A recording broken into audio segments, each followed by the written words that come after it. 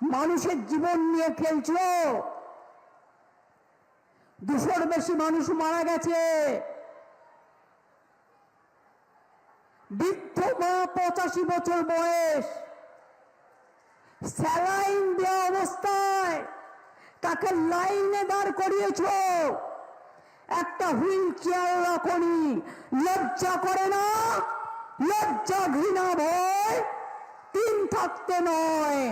লজ্জা থাকলে যারা মানুষের উপর অত্যাচার করে তাদের গলায় পুকুরে জলে ডুবে মরা উচিত।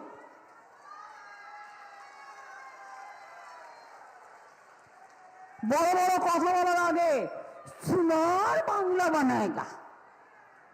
বাংলায় টাকা দেয় না, রোজ মিথ্যের প্রচার, মিথ্যের ফুলঝুরি আর গ্যাস বেলুন। আমরা বলি গ্যাস বেলুন না উড়িয়ে, বেলুনে গ্যাস না দিয়ে ওই গ্যাসটা গ্যাসে দিন, সিলিন্ডারে। যে গ্যাসের দাম ছিল 400 টাকা আজ হয়েছে 1100 টাকা। আর যেটার দাম ছিল 1100 টাকা, এই 400 টাকা দুটো সিলিন্ডার বড় গ্যাসটা, সেটা হয়েছে এখন 2100 টাকা। আজকে সংবাদ মাধ্যমে দেখলাম মানুষ সবসময় মনে করে যে আমার এটা পুড়িয়ে গেলে কি হবে, একটা এক্সট্রা এনে রাখে। 35 দিন লাগবে গ্যাসের অর্ডার দিতে। বুঝতে পারছেন?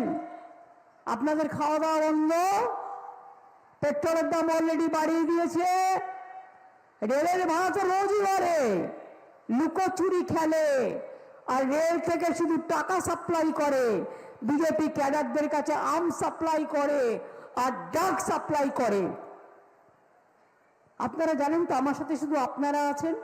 এই প্রথম আমার গভর্নমেন্টের সব অফিসার বদলি করে দিয়েছে, সব বিজেপির অফিসারদের নিয়ে এসেছি। কেন বলুন তো? আমাকে জব্দ করার জন্য।